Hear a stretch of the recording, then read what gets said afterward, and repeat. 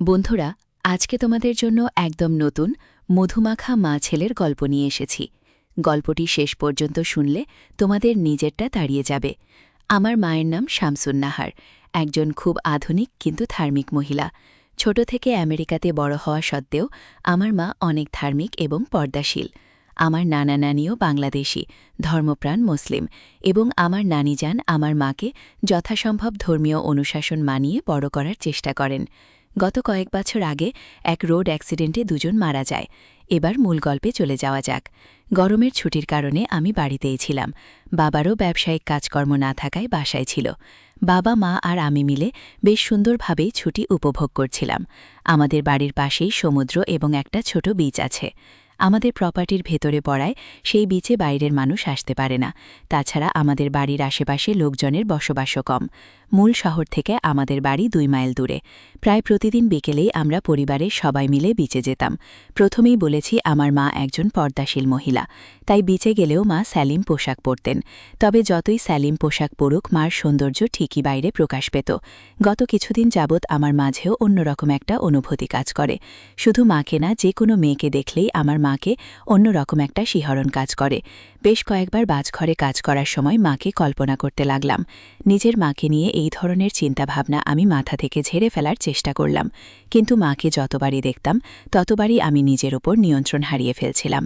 একদিন বাবা, আমি আর মা বিচে গিয়েছিলাম। মা লম্বা টি শার্ট এবং ঢিলে জিন্স পরেছিল। মা আর বাবা একসাথে বসেছিল। আমি পানিতে লাফালাফি করার সময় খেয়াল করলাম বাবা মাকে বেশ লম্বা একটা হামি দিচ্ছে। হঠাৎ বাবার ফোনে একটা কল এলো। বাবা আমাদের কাছ থেকে বিদায় নিয়ে চলে গেল। মা বেশ উদাস হয়ে গেল। আমরা বাসায় চলে এলাম। মা আর আমি বাগানে গেলাম। আমি মায়ের পাশে গিয়ে বসলাম। মাকে বললাম আজ তাকে বেশ সুন্দর লাগছে। মা তখন আমাকে একটা হাম দিল। এটা স্বাভাবিক বিষয়, কিন্তু আমার মনের মাঝে একটা উত্তেজনার হাওয়া বয়ে গেল। আমি আমার রুমে চলে এলাম। আমার রুম থেকে বাগান দেখা যায়। জানালা দিয়ে মাকে দেখা যাচ্ছিল। মা বাগানের চেয়ারে 2 হাত পা ছড়িয়ে দিয়ে শুয়েছিল। হয়তো মায়ের অজান্তে কিংবা অসাবধানতার কারণে সামনের ভালোভাবেই দেখা যাচ্ছিল। আমি আর থাকতে না পেরে বাসার কাজ সেরে আসলাম। এটা প্রথমবার নয়, এর আগে বহুবার আমি এটা করেছি, কিন্তু মাকে দেখে এই প্রথম আমার মাথায় একটা দুষ্ট বুদ্ধি চলে এলো। আমি রান্নাঘরে গেলাম এবং লেবুর শরবত বানালাম এবং বাবার ঘুমের ওষুধ মিশিয়ে মাকে দিলাম। মা শরবত খাওয়ার কিছুক্ষণের মাঝেই ঘুমিয়ে পড়ল। আমি মাকে বেশ কয়েকবার ডাক দিলাম।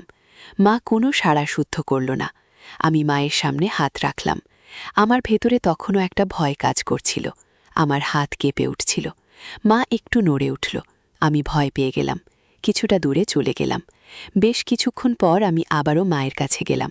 সাহস করে সামনে হাত রাখলাম। পরে কি হবে সে চিন্তা না করে লেবুগুলো খেতে লাগলাম। একটু পরে নিচের দিকে নেমে আসলাম। আমার নিজের চোখকে বিশ্বাস করতে পারছিলাম না। আমি কি দেখছি? হিতাহিত জ্ঞান লোপ পেয়ে গেল।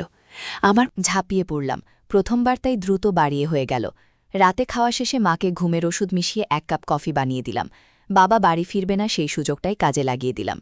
কফি খেয়ে মা গুড নাইট বলে সোজা বেডরুমে চলে গেল। মিনিট 5-এর পর বাবা মায়ের রুমে উকি দিতেই দেখি মা মরার মতো ঘুমাচ্ছে। সেই একই কাজটা আবার শুরু করলাম। মাকে ওষুধ খাইয়ে সেবা করছি প্রায় 5 মাস। এরই মাঝে মায়ের শারীরিক পরিবর্তন দেখা দিয়েছে। মার পেট বেশ কিছুটা বড় হয়েছে। যতটুকু বুঝতে পেরেছি আমার অনিরাপদের কারণ। মাকে দেখে বোঝা যাচ্ছিল মা কিছু না বিষয় বেশ চিন্তিত। আব্বু ব্যবসায়ের কাজে বিভিন্ন জায়গায় চলে যায়। বুড়ো বয়সে মাকে তেমন একটা সময় দেয় না বললেই চলে। সে কারণেই হয়তো মার চিন্তাটা আরও বেশি হচ্ছে। গত মাসে আব্বু ব্যবসায়ের কাজে অ্যারিজোনা গিয়েছে, ফিরবে 15 দিন পরে। বাসায় আমি আর মা। রাতে খাওয়া দাওয়া শেষে মা তার রুমে চলে গেল। মা ঘুমিয়ে যাওয়ার কিছুক্ষণ পরেই আমি মার রুমে গেলাম। মা গভীর ঘুমে মগ্ন। আমি মার পাশে বসলাম। তবে আজ আমার ভয় করছে। তবে এই লুকিয়ে লুকিয়ে মায়ের অগোচরে আমার আর এসব করতে ইচ্ছে হচ্ছিল না। তাই আজ আমাকে ঝুঁকি নিতেই হবে। আমি চুপে পড়লাম, আর সাথে সাথে মা চমকে উঠল। মা আমাকে তার উপর থেকে সরিয়ে দিতে চাইছিল, কিন্তু আমি মার উপরে ছিলাম এবং মার থেকে গায়ের শক্তি বেশি হওয়ায় মা আমার সাথে পেরে উঠল না। তখন মা বলে উঠল, তুই তোর সন্তানকে যদি দুনিয়ার আলো বাতাস দেখতে চাস তাহলে আমার উপর থেকে সরে যা। আমি তখন অবাক হয়ে গেলাম। মা কি বলছে এসব? মা এসব জানে কিভাবে? মা একটু বিরক্তিভরা চেহারা নিয়ে আমার দিকে তাকালো। তার নিজের ছেলে তার সাথে কাজ করছে, অথচ মা চেহারায় তেমন কোনো পরিবর্তন হয়নি। আমার মাকে আমি ধার্মিক মহিলা হিসেবে দেখে আসছি, তাই বিষয়টি আমার হজম হলো না। তখন মা আমাকে ধাক্কা দিয়ে সরিয়ে দিয়ে আমার দিকে তাকিয়ে কান্না করতে করতে বলল, এই সন্তান যখন তুই এনেছিস তাহলে এখন এর যত্ন কেন নিতে পারিস না? আমি তখনও স্তব্ধ হয়েই আছি। আমি কোনো কিছু জিজ্ঞেস করার আগে মা এসব বলতে শুরু করল। আমি যখন প্রতিদিনই মাকে বেশ কয়েকবার করে কফি শরবত দিতে লাগলাম, তখনই নাকি মায়ের আমার উপরে সন্দেহ তৈরি হয়। সেই সন্দেহের পালে হাওয়া দেয় মায়ের অতিরিক্ত ঘুমিয়ে যাওয়ার অভ্যেস। কারণ মা দিনে খুব কম সময় ঘুমোতেন। তারপরেও মা বিষয়টি তেমন আমলে নেননি। কিন্তু যখন পেটে সন্তান আসে, তখনই মা বিষয়টি খতিয়ে দেখার জন্য উঠে পড়ে লাগে এবং আমার দেয়া চা কফি না খেয়ে ঘুমিয়ে পড়ার ভান করে শুয়ে পড়ে। আমি তখন জানতে চাইলাম, মা যখন এসব জানেই, তাহলে আগে কেন এসব বলেনি, অথবা এসবে বাধা কেন দেয়নি? তখন মা বলে, যেদিন প্রথম মা ঘুমের ভান ধরে শুয়েছিল, ওই দিন আমি মার ঘরে সম্পূর্ণ হয়ে প্রবেশ করেছিলাম। মা সেদিন আমাকে বাধা দেওয়ার জন্য প্রস্তুত ছিল। কিন্তু আমাকে দেখে মা তখন কাণ্ডজ্ঞান হারিয়ে ফেলে এবং চুপ থাকে। আমার কাছ থেকে যে সেবা সুখটা পেয়েছিল, ওই রকম সুখ কখনোই বাবার কাছ থেকে পাইনি। আর সে কারণেই মা তার ধার্মিকতা সতীত্ব বিসর্জন দিয়ে সব মেনে নিয়েছে। আমি তখন মার সামনে হাত রেখে বলি, আমাকে ক্ষমা করো, আমি জানতাম না আমাদের সন্তানের ক্ষতি হবে।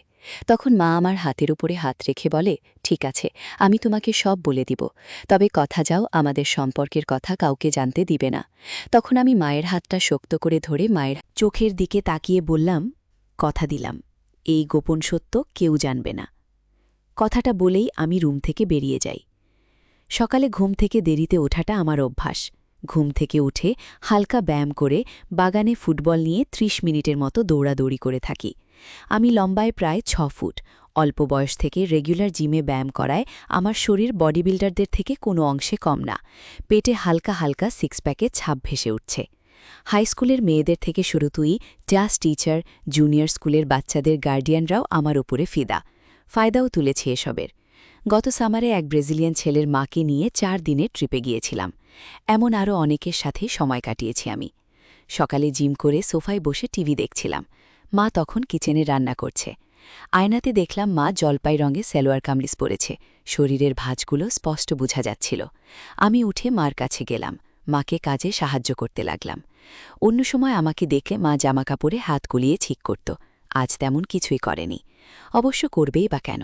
আমাদের মাঝে এখন আর কোনো গোপনীয়তা নেই।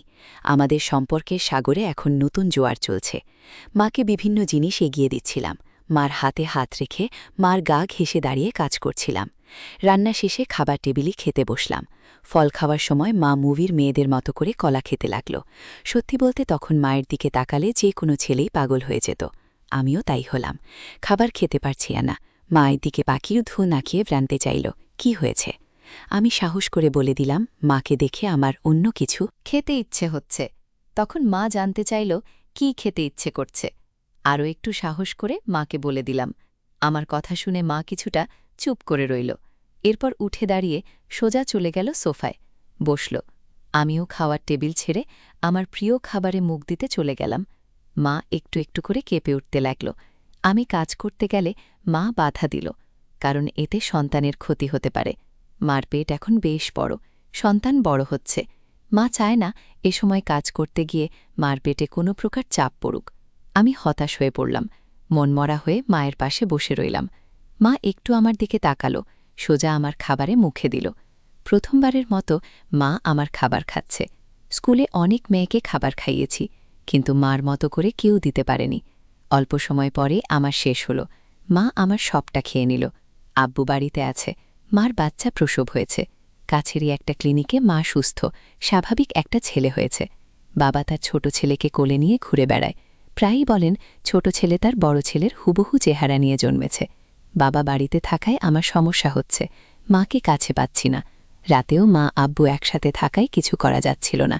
সকাল বিকাল বাবা মায়ের পাশে পাশে থাকে। আমি মাকে একা পাচ্ছিলামই না। তখন আমি বিকল্প পথ ধরলাম। বাবা বিকেলে জগিং করে বাসায় ফিরেই মার সাথে বসে রইল। আমি 2 কাপ কফি বানিয়ে নিয়ে গেলাম। আব্বুর কফিতে মিশিয়ে দিলাম ঘুমের ঔষধ। ব্যাস, কাজ হয়ে গেল।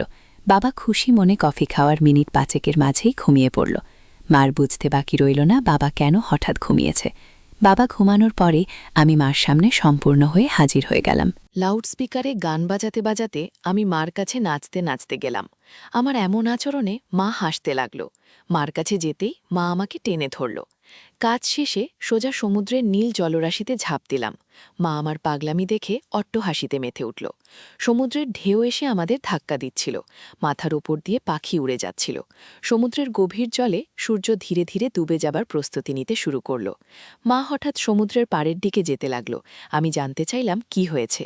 তখন মা জানালো বাসায় বাবা আছে, তার ঘুম ভাঙলে যদি সে আমাদের এমনভাবে দেখে তাহলে সর্বনাশ হয়ে যাবে। মার কথাটির যুক্তি রয়েছে, বাবার ঘুম ভাঙলে বিপদ হবে, সেটাই স্বাভাবিক। আমিও মার সাথে সাথে বাড়ি চলে এলাম। মা বাগান পেরিয়ে চুপি চুপি পিছনের দরজা দিয়ে বাসায় ঢুকল। আমিও মার পিছু পিছু চুপিসারে বাসায় ঢুকলাম। বাসায় ঢুকে দেখলাম বাবা নেই। মা ভয়ে ভয়ে দোতলায় ওদের রুমে গেল, জামা কাপড় পরল। হিজাব এবং বোরকা পরে মা আবার পিছনের দরজা দিয়ে বেরিয়ে এলো। আমিও মার পিছু পিছু বেরিয়ে এলাম। মা ঘুরে বাগানে গিয়ে দেখল বাবা বাগানে বাবুকে নিয়ে বসে আছে। মা আব্বুকে ডাক দিল। আব্বু কিছুটা রাগী চোখে তাকালো। তখন মা একদম অবলা মেয়েদের মতো করে তাকালো।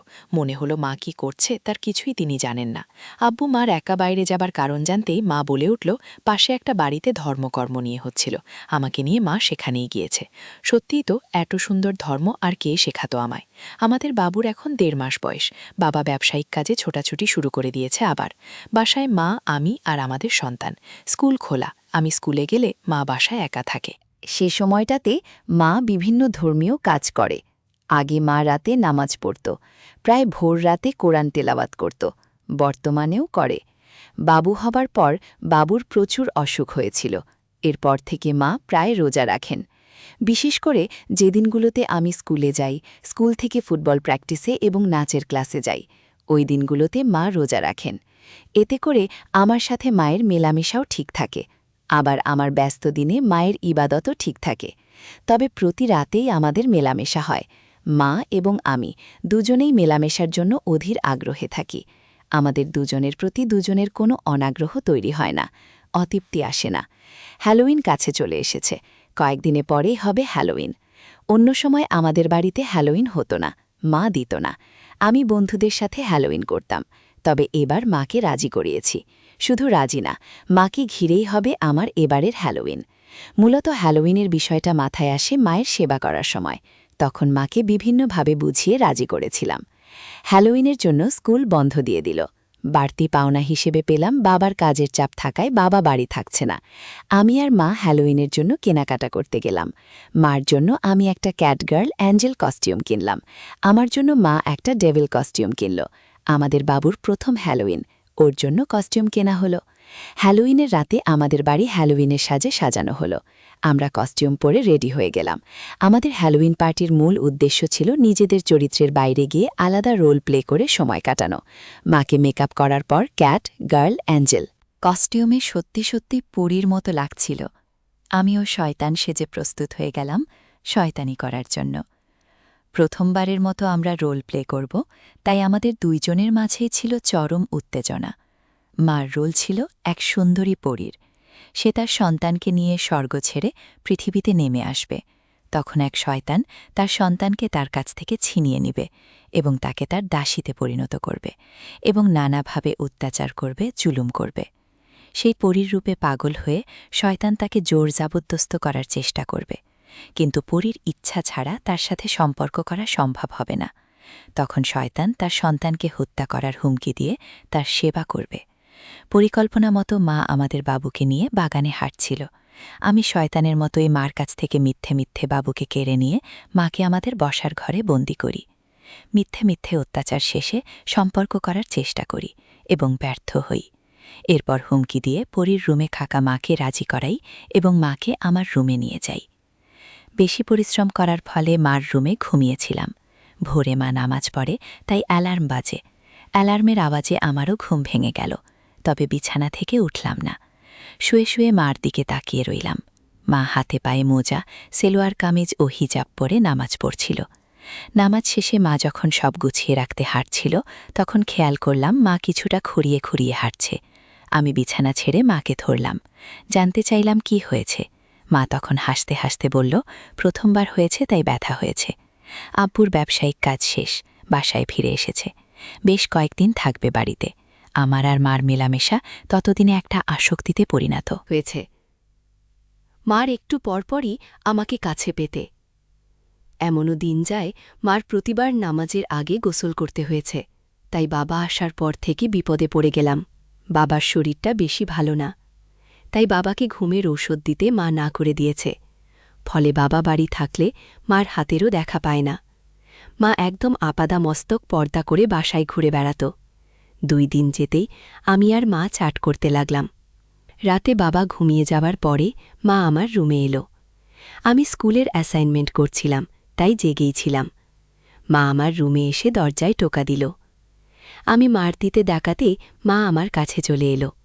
মনে হলো 1000 বছর পর দুজন দুজনকে কাছে পেয়েছি। এরপর সময় নষ্ট না করে নতুন পড়া শুরু করলাম। কতটা সময় গেল আমরা জানি না, তবে আব্বুর ধাক্কায় আমার হুঁশ ফিরে। চোখ মেলে তাকিয়ে দেখি আব্বু আমাদের বাবুকে কোলে নিয়ে রাগি রাগি চেহারায় অবাক হয়ে আমাদের দিকে তাকিয়ে আছে। মা লজ্জায় মাথা নিচু করে রেখেছে। কয়েক মুহূর্ত যেতেই আব্বু দুজনকে বাসা থেকে বেরিয়ে যাবার জন্য আদেশ দিল। মা ছুটে গিয়ে আব্বুর পায়ের কাছে পড়ল, আকুতি করে মাফ চাইতে লাগল। আব্বু মাকে পা দিয়ে লাথি দিয়ে সরিয়ে দিয়ে আমাদের বাবুকে বিছানায় রেখে চলে গেল। আমি আর মা তখনও আতঙ্কিত অসহায়ভাবে মেঝেতে বসে রইলাম। মিনিট 15 পরে বাবা একটা সুটকেস নিয়ে এলো। মার দিকে একটা জামা ছুঁড়ে দিয়ে পরতে ইশারা করল।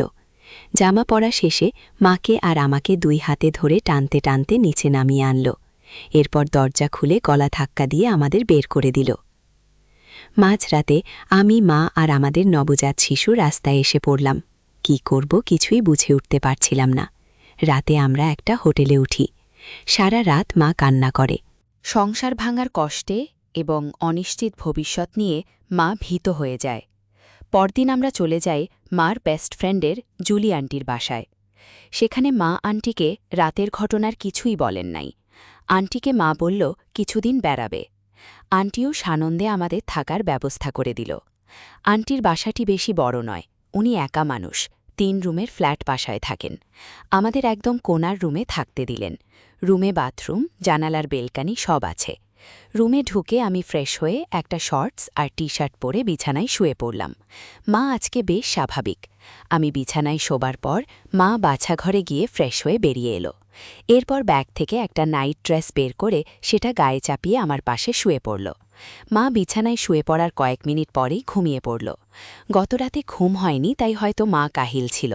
রাতে হঠাৎ ঘুম ভাঙতে আমি নিচে কিছু অনুভব করলাম। ঘুম ঘুম চোখ মেলে তাকাতেই দেখি মা। আমাকে জেগে উঠেছি দেখে আমার কাছে মাথা নিয়ে এলো। অনেক ভালোবাসলাম তখন মাকে। আন্টির বাসাতে আমাদের দিনগুলো ভালোই কাটছিল, কিন্তু প্রায় 1 সপ্তাহ যাবৎ আন্টির বাসায় থাকার পরেও বাবা আমাদের সাথে কোনো যোগাযোগ করল না। আন্টির বাসাতে আরও কিছুদিন থাকাটা আমাদের কাছে বেশ লজ্জাজনক মনে হলো। তখন মা আমাকে নিয়ে লস অ্যাঞ্জেলেসের কাছে সান্তা মেরিয়াতে আমার নানার বাসায় চলে যাবার কথা বলে। যেমন কথা তেমন কাজ হলো। রাতে আমি আর মা একটা গাড়ি ভাড়া করে সান্তা মারিয়াতে চলে গেলাম। নানার নানি মারা যাবার পর থেকে বাসা খালি ছিল। মাঝে মাঝে আমরা বেড়াতে আসতাম এখানে। লোকজন থাকে না, তাই আমি আর মা এখানকার একমাত্র বাসিন্দা। নানা নানি বেশ যত্ন করে ও রুচি নিয়েই বাসা বানিয়েছে। বাসার সামনে সুইমিং পুল, বাগান সবই আছে।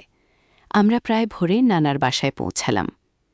বাসায় ঢুকে মা দ্রুত জামাকাপড় পাল্টে নামাজ পড়বার ঘরে চলে গেল। নামাজ শেষে মা নানা নানির রুমে চলে গেল। মা বাবার কথা মনে করে মা কিছুটা মনমরা হয়ে বসে রইল। মার জন্ম এখানে। আমি মার পাশে গিয়ে বসলাম। আস্তে করে মাকে বললাম, এই ঘরেই তোমার বাবা মা থাকত, এখানেই তারা মিলিত হতো। আজ থেকে এখানে আমরা থাকব, আমরা এখানে মিলিত হব। মা আমার মাথায় হাত বুলিয়ে মুচকি হাসল। এরপর আমি নানা নানির ওয়ার্ড্রোব থেকে নানার জামাকাপড় বের করে নিজে পরলাম। নানির শাড়ি বের করে মাকে দিলাম পরতে। মা জানতে চাইল কি হবে এসবে। আমি তখন বললাম, আমাদের মাঝে আজ তোমার বাবা মা ফিরে আসবে। আমি নানার মতো করে মাকে নানির নাম ধরে ডাকলাম। মাও নানির মতো করে উত্তর দিল।